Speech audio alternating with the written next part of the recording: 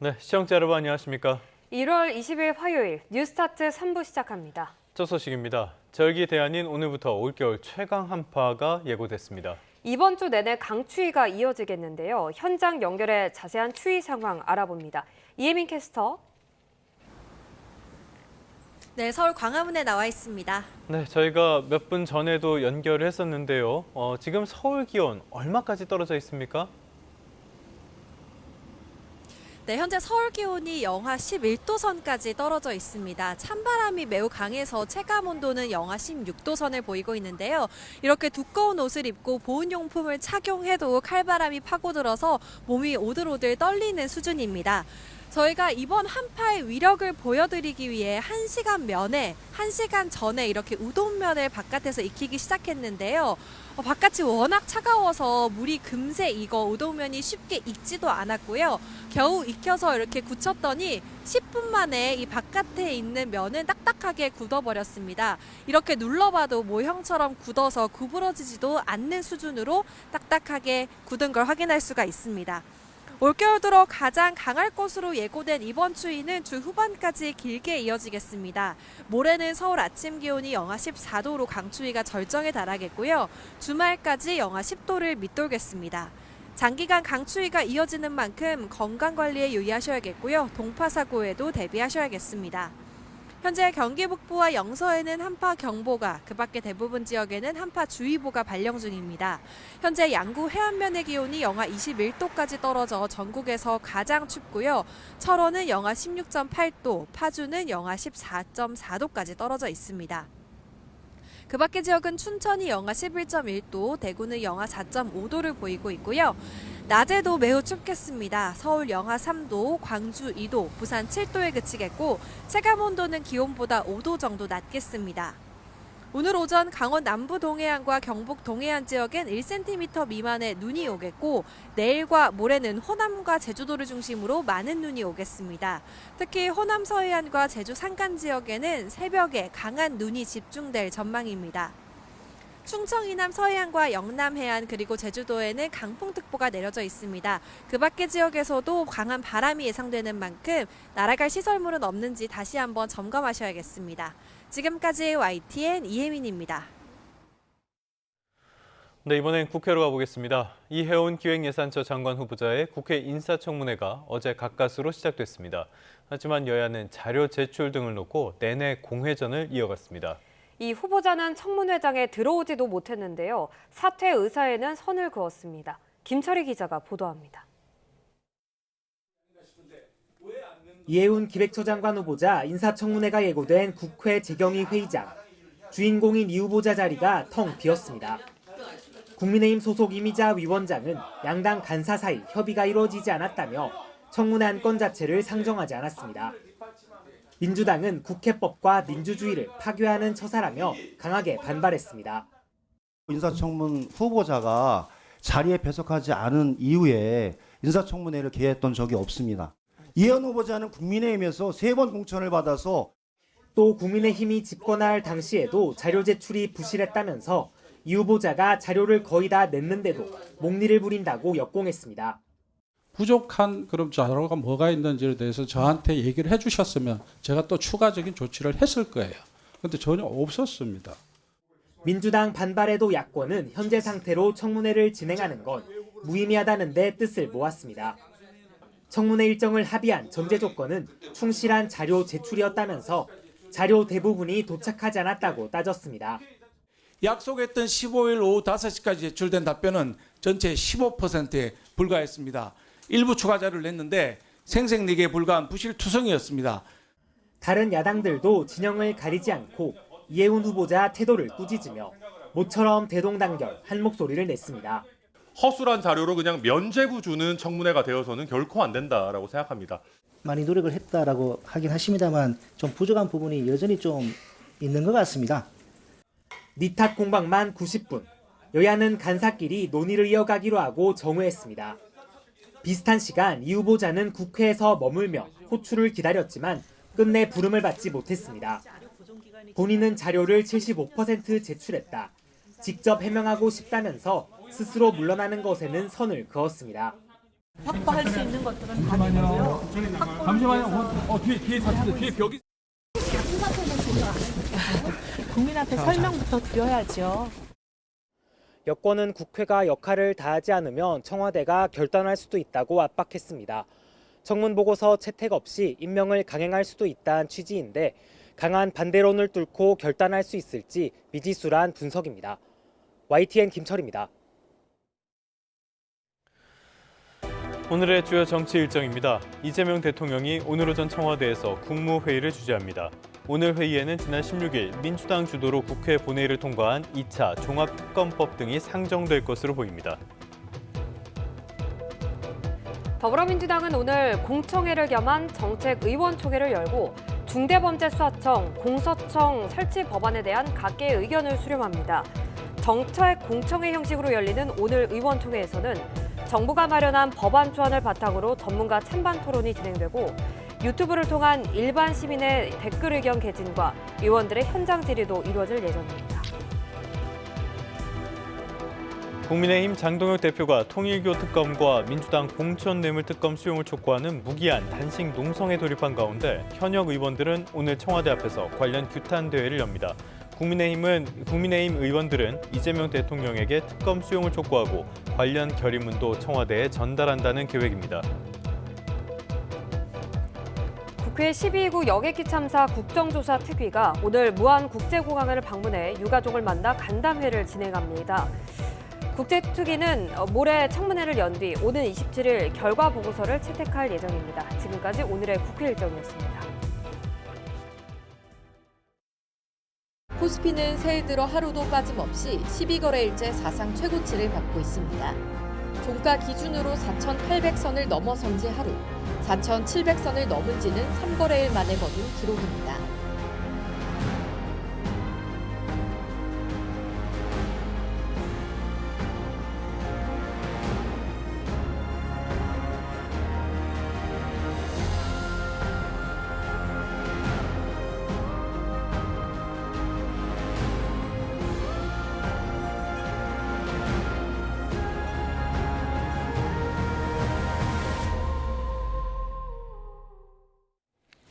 네, 보신 것처럼 코스피가 사상 처음으로 4,900선을 돌파했습니다. 꿈의 지수라고 불리는 5,000피 돌파까지 이제는 눈앞으로 다가왔는데요. 다양한 경제 이슈들 석병훈 이화여자대학교 경제학과 교수와 함께 진단해 보겠습니다. 교수님 어서 오십시오. 안녕하십니까. 자, 지금까지 보신 것처럼 코스피 굉장히 거침없이 오르고 있어요. 하루에 100포인트씩 오르는 이런 모습들을 보고 있는데 5,000피 이거는 돌파를 하겠어요, 지금 추세라면?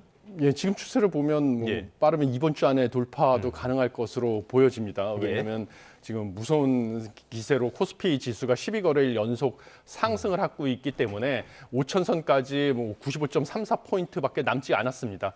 그래서 5,000선 돌파는 가능할 것 같은데 관건은 이제 5,000선을 돌파한 다음에 얼마나 주가를 갖다가 유지할 수 있을지 이런 것들은 아직도 좀 우려되는 점이 존재하고 있기 때문에 투자는 여전히 주의를 갖고 하셔야 될 것이다 이렇게 보여집니다. 그게 아무래도 지금 경제 상황은 좋지 않지만 반도체라든지 로봇이라든지 몇몇 주목받는 종목들 위주로 주가가 오르고 있기 때문에 그런 전망들이 나온 것 같은데요. 그래서 이게 내실이 없는 거 아니냐 이런 지적도 나오는데 교수님은 어떻게 보십니까? 예, 저도 여전히 사실 우려되는 점은 많이 존재한다. 그래서 내실이 없다라는 지적도 저도 일부 동의하는 부분입니다. 왜냐하면 앵커께서 지적하신 것처럼 지금 K자형 양극화 추세를 보이고 있거든요. 그래서 반도체주라든지 그다음에 피지컬 AI 관련돼서 로봇 관련 호재가 있는 현대차 그룹 관련주 아틀라스 평가가 굉장히 좋았죠. 그다음에 그린란드 관련해서 국제 정세 불확실성이 커지니까 방산주라든지 그다음에 미국의 마스카 프로젝트로 수출 기회가 더 크게 열린 조선주 이렇게 호재가 있는 주 위주로만 상승을 하고 있지 여전히 상승한 종목보다는 하락한 종목들이 많은 상황이고요.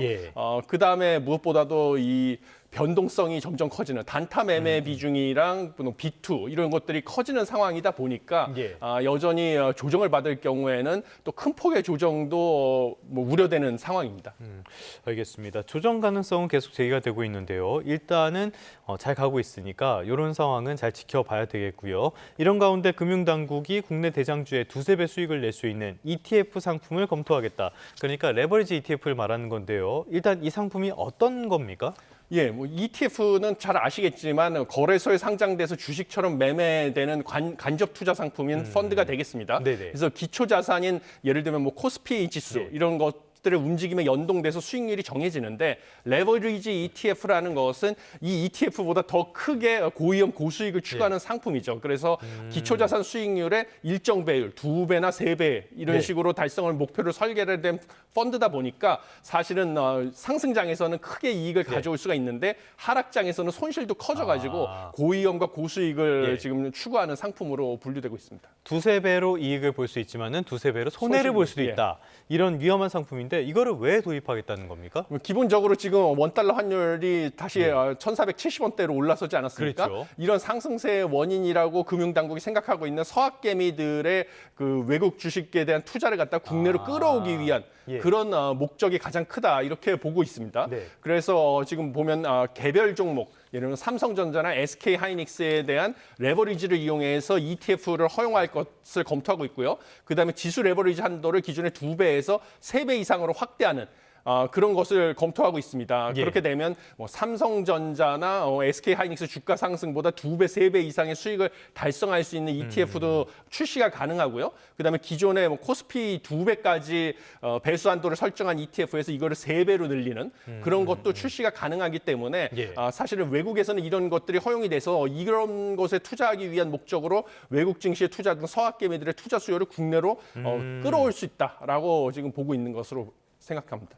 말씀하신 것처럼 이런 상품들은 홍콩 같은 곳에 많이 있다 보니까 외화가 나가는 측면도 있는데 자, 환율을 잡겠다는 그 목적은 알겠어요. 그런데 그렇다고 해서 이렇게 투기성이 강한 상품을 만드는 게 과연 적절한 것인가 이런 비판이 나올 수 있을 것 같거든요. 교수님 어떻게 평가하십니까? 예, 그렇습니다. 사실 뭐 조정은 주가는 계속 상승할 수는 없기 때문에 네. 조정은 불가피한데 이런 상품들을 출시를 하게 되면 뭐 뒤늦게 투자를 한 투자자들 입장에서는 조정 장세에서는 크게 손실을 볼 수가 있습니다. 그리고 한국은행의 보고서에 따르면 이런 레버리지 ETF 시장에서 발생한 충격 같은 경우는 기초 자산의 변동성을 크게 확대시킨다라는 그런 한국은행 보고서도 있거든요. 예, 예. 그래서 지금 현재 보면 코스피가 상승함에도 불구하고 단타 매매의 비중은 상당히 큰 상황인데 이 레버리지 ETF까지 또 추가적으로 출시를 하게 되면 코스피 자체의 변동성이 더 커질 가능성이 있어서 네. 이 와중에 투자자들의 손실이 커질 수 있다. 네. 그래서 이런 부분 상당히 우려돼서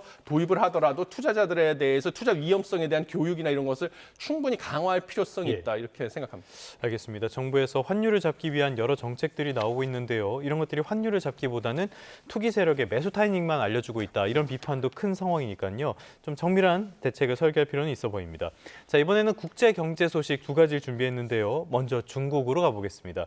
중국 경제가 지난해 5% 성장률을 기록했다고 해요. 많은 도전 속에서 5%를 기록한 건데 이게 뭐 목표치를 달성했다라고 볼 수 있는 거죠? 예, 지금 뭐 중국 정부에서는 여러 가지 재정 정책 이런 것들을 활용해서 예. 정부가 제시했던 5% 성장률 목표를 달성하는 데는 성공을 한 것으로 보여집니다. 그런데 우려되는 점은 분기별 성장률을 나눠봤을 때 1분기에는 5.4%, 2분기 5.2, 그다음에 4분기에는 4.5%까지 계속 연 후반으로 갈수록 예. 성장률은 줄어드는 그런 추세를 보였기 때문에 이런 성장 동력이 계속 둔화되고 있는 것은 여전하다라는 우려가 제기되고 있고요. 그러면 왜 그러냐 하면 중국이 이 부동산 시장 침체로 예. 인해서 소비와 투자가 침체되는 이 내수 침체가 여전히 경제의 발목을 잡고 있는 그런 상황입니다. 그런데 그럼에도 불구하고 5% 성장을 달성한 것은 역시 수출, 중국의 수출이 뭐 네네네. 5.5% 증가를 하면서 이 수출이 결국은 내수 침체를 갖다가 상쇄하고 5% 경제 성장을 달성하는 계기가 됐다 이렇게 보여집니다. 지금 중국 경제 관련해서는 중국 부동산 문제라든지 청년 실업 문제, 내수 부진이라든지 지방 부채라든지 여러 가지 시한폭탄 같은 것들이 거론되고 있단 말이죠. 여기에 말씀하신 것처럼 수출이 좋아졌다. 이 부분은 조금 이해가 안 되는 게요. 지금 미국이랑 이렇게 교육 전쟁을 하면서 관세 같은 것들도 영향을 많이 받지 않겠습니까?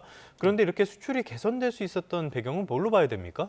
예, 이것은 뭐 중국이 여러 가지 좀 전략을 썼는데요. 예. 가장 큰 것은 수출 시장을 다변화했습니다. 그보다 특히 뭐 글로벌 사우스라고 해가지고 이 뭐 아프리카라든지 중남미, 그다음에 아세안 지역으로의 수출을 큰 폭으로 늘린 것이 대미 수출이 감소하는 것을 상쇄하고도 남는 그런 효과를 달성했고요. 그다음에 수출 품목 같은 경우도 무역 수익의 76% 이상이 배터리, 반도체 등 첨단 제품인데요. 네. 이런 부분은 중국이 사실은 과잉 생산된 제품을 갖다가 저가에 밀어내기 수출을 하다 보니까 여기서 이제 무역 수지 흑자가 큰 폭으로 달성할 수 있었다. 이렇게 보여집니다. 알겠습니다. 어떻게 보면은 맞대응 전략을 잘 짜가지고 했다라고도 볼 수가 있을 것 같은데 그렇다면 중국 경제 올해도 계속 탄탄하게 갈 수 있을까요? 중국 경제가 5% 성장률에 미달하면은 그거는 사람들이 조금 위험하게 보는 신호잖아요. 어떻게 전망하십니까? 예, 그렇습니다. 사실 뭐 불확실성은 여전히 존재하는 상황입니다. 왜냐하면 미국과 유럽 간의 이제 무역 갈등까지 추가로 좀 커지고 있는 상황이다 보니까 미중 간의 무역 갈등, 그다음에 미국과 유럽 연합 간의 무역 갈등 이런 것은 사실 중국뿐만 아니라 수출 의존도가 높은 우리나라에게도 이 수출에 여전히 타격을 줄 가능성은 배제할 수 없다. 이렇게 보여지고 있습니다. 그리고 중국은 아까 앵커께서 지적하신 것처럼 청년 실업 문제도 지금 심각하고 부동산 경기 침체도 여전히 지속되고 있기 때문에 이런 것들이 다 내수 침체를 계속 유발할 가능성이 있습니다. 그래서 중국 정부도 지금 뭐 15차 5개년 계획을 시작해가지고 기술 굴기 주도의 부양책을 예고하고 있는데 사실 이렇게 뭐 정부의 재정 지출 확대만 가지고 뭐 경제 성장률을 갖다가 반등시키기에는 여전히 제한적이라서 중국 경제의 침체 위험은 여전히 존재하고 있다 이렇게 보고 있습니다. 알겠습니다. 그런데 일각에서는 이런 이야기도 하는 것 같아요. 중국 경제 지표가 이렇게 나오면 이거 조금 조작된 거 아니냐 이런 평가도 나오는 것 같은데 실제로 이렇게 지표를 소위 말하는 마사지를 한다고 이야기를 하죠. 이런 일들이 있습니까? 뭐 지금 중국 정부 같은 경우는 국제 투자자들의 그런 불신을 자초한 측면이 있습니다. 왜냐하면 뭐 예를 들면 청년 실업률 안 좋게 나온다니까 발표 주기를 갖다가 오히려 조정하겠다 이런 식으로 나오면서 한참 발표 안 하게 됐었죠. 안 좋은 데이터를 갖다가 숨기는 게 아니냐 이런 의혹이 제기되게 스스로 자초한 측면이 있어가지고 이런 부분은 역시 중국에 투자하는 투자자 입장에서는 좀 주의를 하셔야 된다 이렇게 생각합니다. 알겠습니다. 중국 경제에 대한 이야기를 해봤고요. 중국의 최대 경쟁자라면 역시 미국인데 미국 이야기 해보도록 하겠습니다. 그런데 지금 미국은 동맹들과의 관계를 스스로 끊어내고 있는 것이 아닌가라는 생각이 들어요. 지금은 그린란드와 어떤 이런 그린란드의 영토권을 두고 나서 유럽 국가들이랑 싸움이 붙었는데요. 유럽이 맞대응 관세 이야기를 하고 있고요. 여기에 대해서 미국에서는 보복 관세를 또 하겠다 이런 이야기를 하고 있단 말이죠. 이렇게 유럽과 등을 돌리면서까지 그린란드에 집착하는 배경은 뭘로 봐야 됩니까? 뭐 세 가지 측면의 이유가 있다 이렇게 보여집니다. 첫 번째는 그린란드에 매장돼 있는 히토류 를 확보하기 위한 것이죠. 그래서 중국과 미국 간의 무역 갈등에서 중국이 지금 사용하고 있는 가장 강력한 무기는 히토류 수출 통제입니다. 이 히토류 수출 통제에 대응하기 위한 카드로서 그린란드를 확보하게 되면 그린란드에 막대하게 매장되어 있는 히토류를 확보할 수 있어가지고 이런 중국의 자원의 무기와 위협에 대응할 수 있다라는 것이 첫 번째 이유고요. 두 번째는 또 북극 항로죠. 북극 항로 기후 변화로 인해서 북극의 빙하가 높기 때문에 미국의 입장에서는 아시아와 유럽 등으로 최단거리 항로를 확보할 수가 있습니다. 그린란드를 확보하게 되면 이것은 수출에 있어서 물류 비용을 획기적으로 절감할 수 있기 때문에 이런 경제적 목적도 있고요. 마지막으로는 지금 트럼프가 계속 명분으로 제기하고 있는 안보상의 목적이 있습니다. 그래서 미국의 차세대 미사일 방어망인 골든돔에 그린란드를 확보하는 게 필수적이다라는 이런 안보적인 이유까지 합쳐져 가지고 미국이 그린란드에 대한 그 집착이 강해지고 있습니다. 트럼프가 명분으로 삼는 안보 말씀을 해주셨는데 노벨상을 자기에게 주지 않아서 그린란드를 통제할 것이다 이런 말도 전달을 했다고 합니다. 방송에서 트럼프를 중2병이라고 가끔 소개를 하는데 중2병, 전국에 있는 중2병 환자들에게 제가 좀 죄송한 이야기를 한 것 같기도 하고요. 자, 히토류 말씀을 해주셨는데 이런 그린란드에 있는 히토류 있기는 한데 이게 개발이 쉽지 않을 거다라는 평가도 있거든요. 이거는 어떻게 해서 나온 이야기입니까? 뭐 동토층에 매장돼 있기 때문에 당연히 그 빙하를 뚫고 나서 개발을 하는 거는 쉽지가 않고요. 또 히토류를 개발한다 하더라도 그것을 또 가공해서 재련하는 데 있어서도 또 환경 오염이 심하게 발생하다 보니까 이 부분에 히토류를 가공하는 부분에 있어서도 중국의 점유율이 세계 시장 점유율이 지금 뭐 압도적인 상황입니다. 그러다 보니까 단순히 그린란드만 확보한다고 해서 뭐 히토류를 중국에 의존할 필요가 없다. 이렇게 단기간에 이렇게 되는 것은 불가능하고요. 그린랜드 확보에도 이 영구 동토층 아래 있는 히토류를 이제 채굴하는데 또 막대한 시간과 투자가 필요하고 이것을 또 가공하는 데 있어서는 또 다른 투자와 시간이 필요하기 때문에 뭐 단기적으로 중국의 히토류 자원의 무기화 문제를 해결하기는 쉽지 않다. 이렇게 생각합니다. 이 가공하는 밸류체인, 그러니까 가공하는 어떤 기술 같은 것들은 중국이 다 가지고 있는 겁니까? 예, 그렇습니다. 왜냐하면 환경 오염이 심하게 발생되다 보니까 다른 선진국들은 그쪽 시장에서 사실은 발을 뺀 상황이고요. 그러다 보니까 중국이 뭐 값싼 노동력과 이런 환경 오염에 대한 규제가 상대적으로 낮기 때문에 히토류를 가공하는 시장 역시 뭐 세계 시장에서 90% 이상 점유를 하고 있는 이런 상황입니다. 알겠습니다. 이런 상황 속에서 유럽도 이번에는 호락호락하게 물러서지 않겠다라고 이야기를 하고 있는데요. 그러다 보니까 관세, 보복 관세 카드도 계속 거론이 되고 있습니다. 실제화될 가능성 어떻게 보십니까? 예, 지금 뭐 트럼프가 이렇게 강경 기조를 유지를 하게 되면 당연히 유럽 연합도 미국 경제 못지않게 이제 대규모 개방 경제이기 때문에 보복 관세 등을 통해서 맞대응을 하는 것은 불가피하다. 일방적으로 당하고 있을 수는 없다라고 보여집니다. 그렇지만 뭐 트럼프 기존의 전략으로 봤을 때는 긴장을 극대화시켰다가 마지막에 이제 발을 빼는 이런 뭐 타코 트럼프라는 별명까지 나올 정도의 자세를 보여왔기 때문에 실제로 무역 전쟁이 발생할지는 아직 지켜봐야 되지만 지금 긴장이 고조되는 것은 불가피한 상황이고요. 그다음에 최근에 이 유럽과 미국 간의 갈등은 그동안의 2차 세계대전 이후로 사실은 세계 외교 안보 시스템을 지탱하던 그 대서양 양안 간의 동맹의 균열이 가면서 원래 이것은 러시아의 유럽으로의 진출을 사실 견제하기 위한 목적으로 서유럽과 미국 간의 이 나토라는 안보 동맹을 체결하고 있었는데 이것이 붕괴되면 결국은 러시아와 중국, 미국의 이 지금 경쟁자로 대두되고 있는 중국 입장에서는 상당히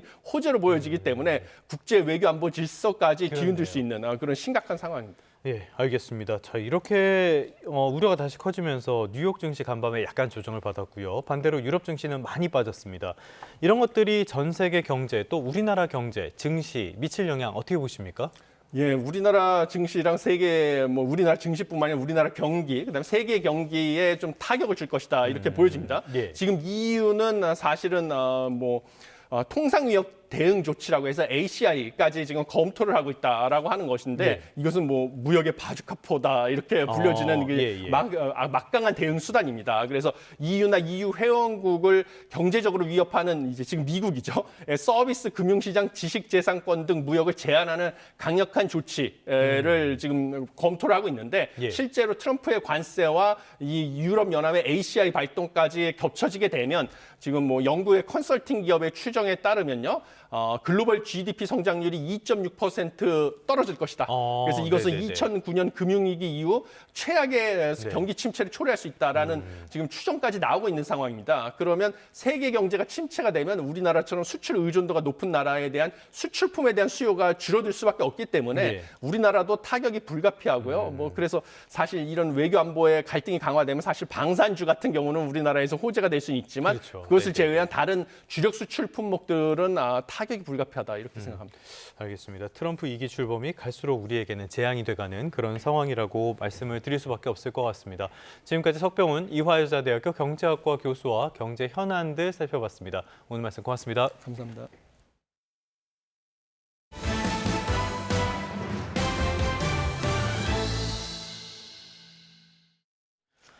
네, 계속해서 국제 뉴스 살펴보겠습니다. 미국 미네소타주에서 트럼프 행정부의 불법 이민 단속을 둘러싼 논란이 이어지고 있습니다. 트럼프의 내란법 발동 경고 뒤에 군인들이 대기 명령이 내려진 데 이어서 지역 당국자들에 대한 수사 압박까지 이어져 갈등은 식지 않고 있습니다. 워싱턴에서 신윤정 특파원입니다. 미니애폴리스 도로에서 미 이민단속국 요원들이 남성을 제압한 뒤 무릎으로 얼굴을 계속 때립니다. 차량에서 내리라는 명령을 거부하자 강경 진압에 나선 겁니다. Stop kneeing him in the face! That's his face! Stop it! 근처 세인트폴에서는 자동차 경적 항의에도 아랑곳 없이 중무장한 요원들이 주택에 진입합니다. 곧이어 속옷에 담요만 걸친 노인을 끌고 나오는 모습도 포착됐습니다. 이런 강경 이민 단속에 이어 군대를 투입할 수 있다는 트럼프 대통령의 으름장에 반발은 지역 공동체 전체로 확산하고 있습니다. 현지 시간 일요일 거리로 나온 우편 노동자들은 아이스를 발신인에 반송하라는 현수막을 들고 거친 단속에 항의했습니다. Get ice out! Protect our routes! Get ice out! Protect our routes! It's been entirely peaceful. And for Henderson federal troops here is a gross misuse of the Insurrection Act, a gross misuse of his power. 일부 시위대는 목사 가운데 한 명이 이민 단속국 책임자라며 예배 중인 교회로 몰려가 교회 측과 설전을 벌이기도 했습니다. 미 법무부는 이번 사건을 예배 방해와 종교시설 모독이라며 수사에 착수했습니다.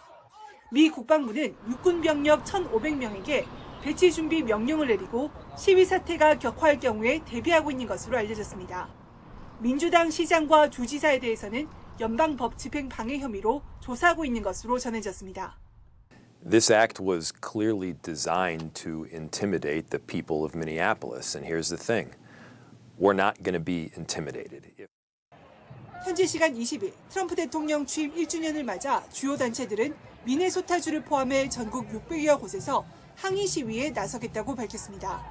시위 규모와 양상이 이번 사태 분수령이 될 전망인데 불법 이민 단속을 최우선 국정과제로 삼은 트럼프 행정부 정책이 1년 만에 시험대에 올랐습니다. 워싱턴에서 YTN 신윤정입니다. 스페인에서 500여 명이 탄 고속열차 2대가 정면으로 부딪혀 지금까지 최소 40명이 숨진 것으로 확인됐습니다. 스페인 당국은 4월 동안의 국가 애도 기간을 선포하고 사고 원인 조사에 나섰습니다. 김정우 기자입니다. 어둠 속 고속열차가 뒤틀려 기울어진 채 서 있습니다. 승객들은 비상망치로 창을 깨거나 부서진 틈을 이용해 빠져나오고 먼저 탈출한 이들은 들것에 실려 이송됩니다. 현지 시간 일요일 저녁 스페인 남부 코르도바주에서 고속열차 2대가 정면 충돌했습니다. 남부 말라가에서 출발해 수도 마드리드로 가던 민영열차 뒷부분이 아다무스 인근에서 갑자기 탈선하면서 반대편 선로를 침범했습니다.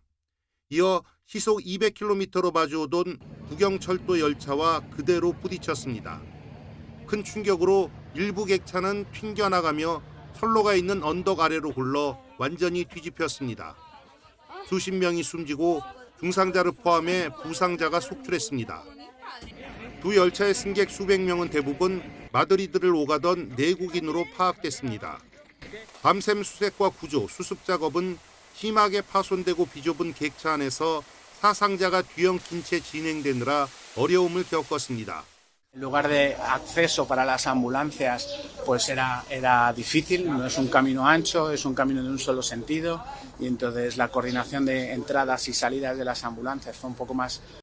원인을 조사 중인 당국은 사고가 난 구간이 지난해 5월 보수공사까지 마친 평탄하고 고든 구간이라며 강한 의문을 제기했습니다. 이 사고로 마드리드와 안달루시아 간 철도 운행이 중단됐습니다. YTN 김정욱입니다.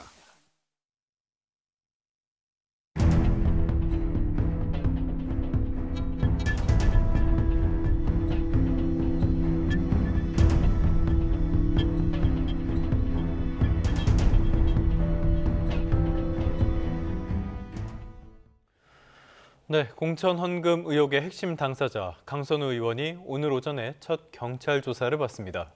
강선우 의원, 김경 서울시 의원, 강 의원의 전 사무국장 이렇게 3명의 진술이 엇갈리고 있어 강 의원의 진술에 관심이 쏠리는데요. 허주연 변호사와 이야기해보겠습니다. 네, 변호사님 나와 계십니까? 네, 하주연입니다. 예, 안녕하십니까 변호사님. 자, 오늘 강선우 의원의 소환 첫 조사가 있어요. 이게 사건 배당 20일 만에 이뤄지는 조사인데 몇 시로 예정돼 있습니까? 지금 오전 중으로 예정이 되어 있는 상황인데요. 말씀하신 것처럼 지난 29일에 공천 헌금을 받았다는 정황의 김병기 의원과의 녹취가 갑자기 공개가 됨으로써 이것이 수면 위로 떠올랐습니다. 네.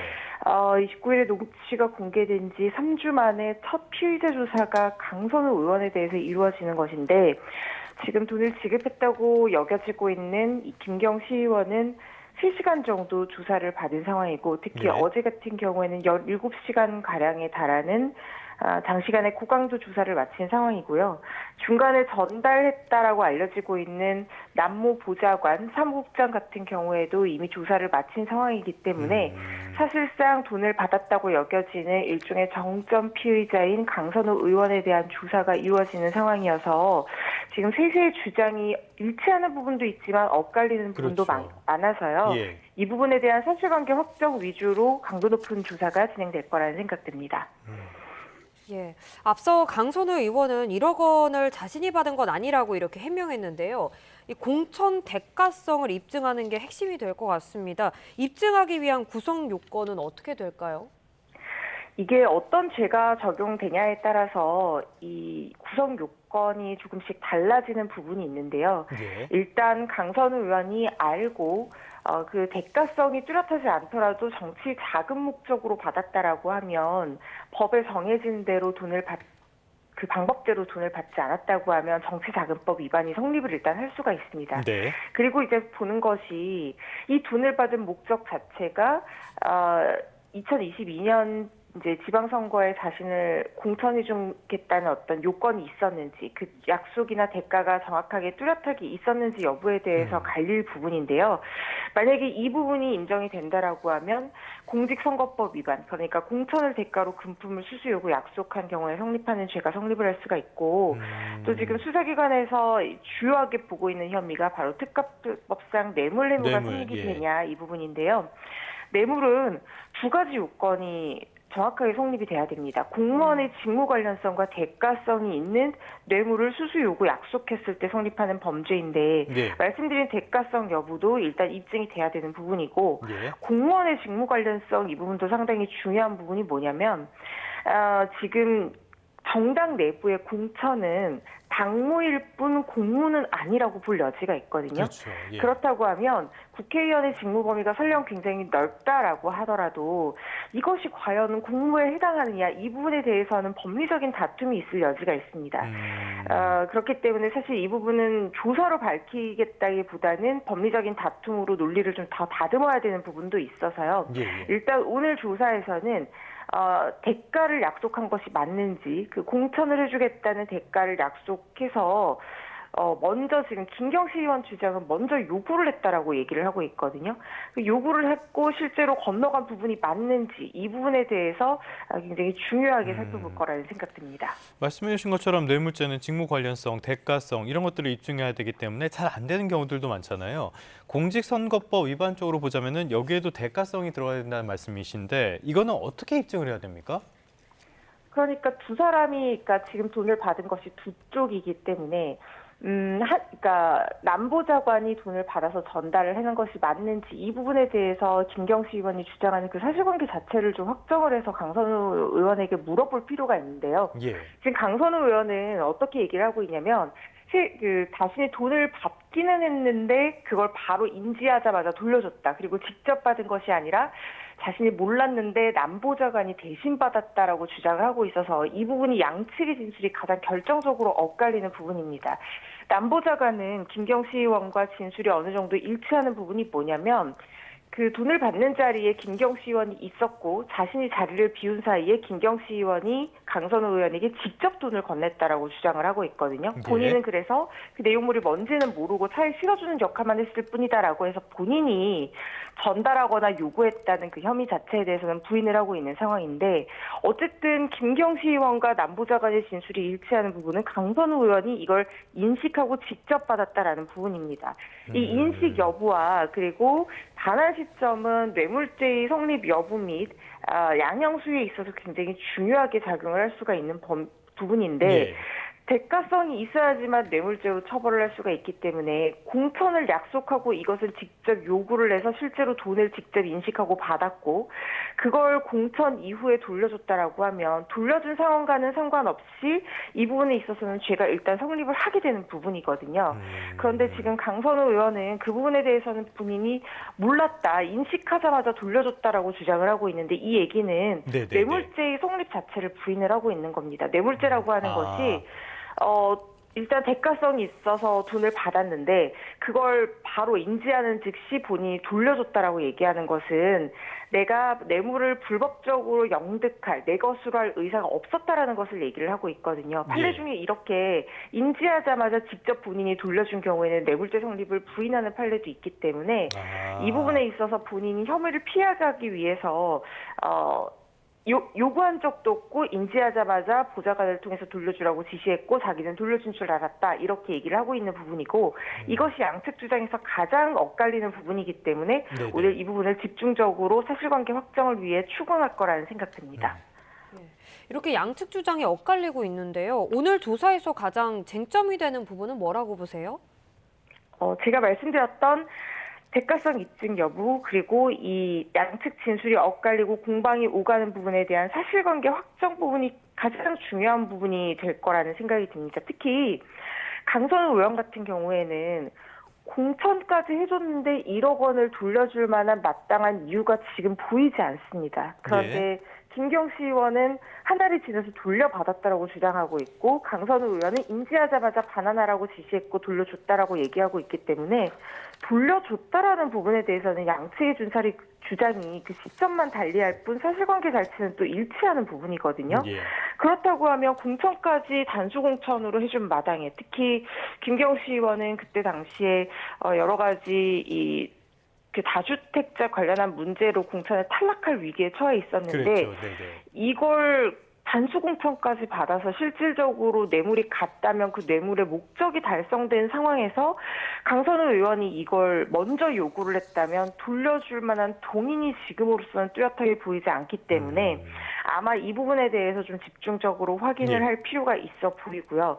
이게 설명이 돼야지만이 뇌물죄의 대가성 여부라든가 요구한 부분이라든가 그다음에 반환 시점 이런 것들을 비로소 좀 특정을 할 수가 있기 때문에 이런 부분 위주로 사실관계 확정 그리고 대가성 여부 수수한 사실을 넘어서서 요구한 부분이 맞고 왜 돌려줬는지 이 부분에 대해서 전반적으로 확인할 거라는 생각이 들고 이게 사건이 벌어진 지 시간이 굉장히 많이 지나서 물증이 뚜렷하게 남아있는 부분이 그 녹취 부분 외에는 CCTV라든가 이런 것들이 남아있지 않은 상황이고 관련자들의 진술 확정이 좀 시급한 부분이기 때문에 그 진술을 교차 검증하는 상황에서 누구의 진술이 더 신빙성이 있을 것인가 이것을 확인하는데 오늘 조사의 핵심이 있다고 생각을 합니다.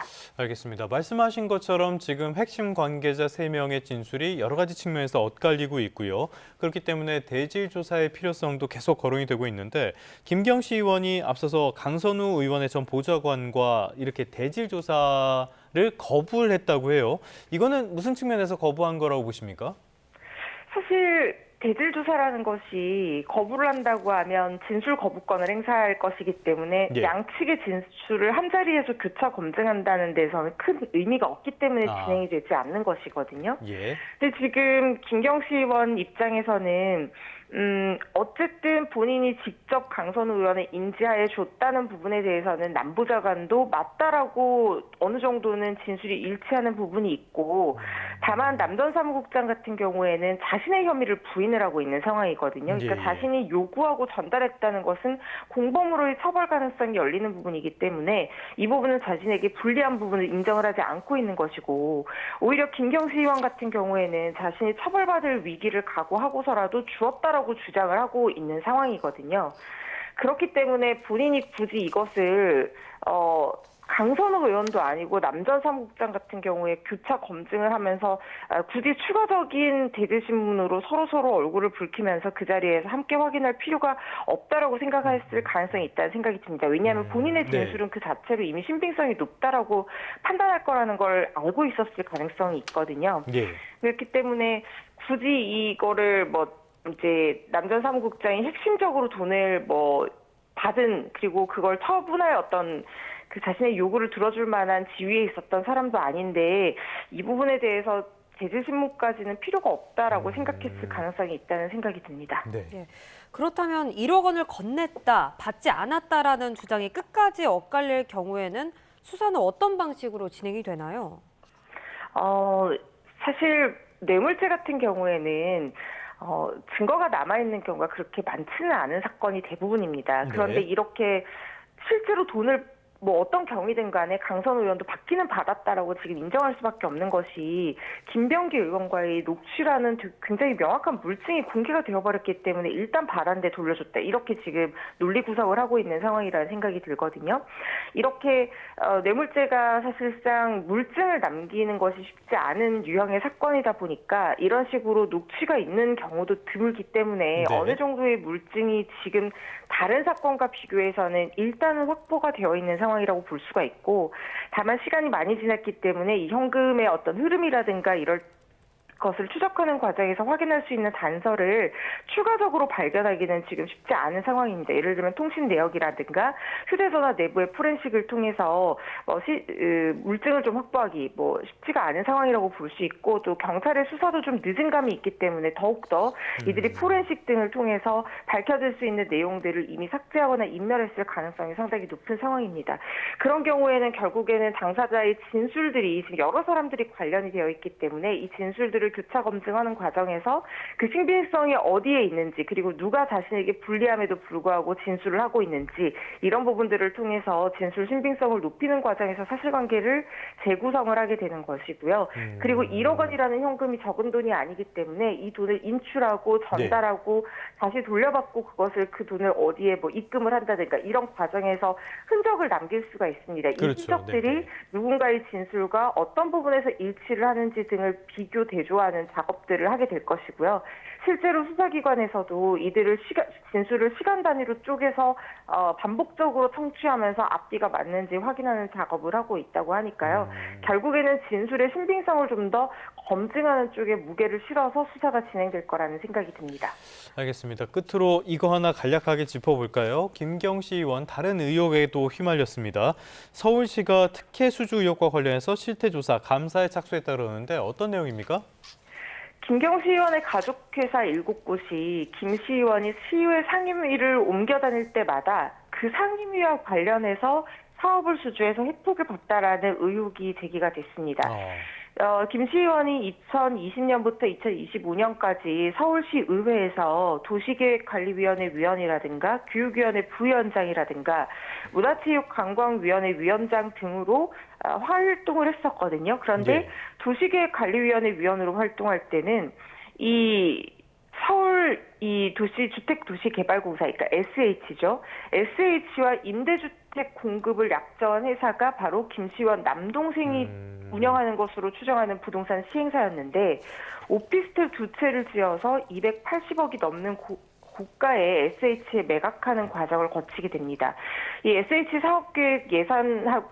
사업계획의 어떤 예산 심의 과정에서 김경시 의원이 그때 도시계획관리위원회 위원이었기 때문에 이 계획 등을 미리 파악해서 어떤 영향을 끼친 것이 아닌가, 이런 의심이 가는 부분이고, 또 막내 여동생이 대표로 있던 교육 컨설팅 업체는 교육위 부위원장으로 재직을 할 때 서울시 연구용역 과제 수의 계약을 체결을 하게 되는데, 수사한정은 이 업체가 2020년에 폐업을 하고 2021년에 상호만 바꿔서 다시 서울시 산하기관 연구용역 과제를 따내는 과정이 있는데, 이게 5천만 원 이하짜리 서울시 사업 수의 계약을 특성으로 진행할 때는 동일업체가 연간 3건 이상 체결할 수가 없도록 건수 제한이 있기 때문에 상호만 바꾼 것이 아닌가, 이런 의혹을 제기할 수 있는 부분이거든요.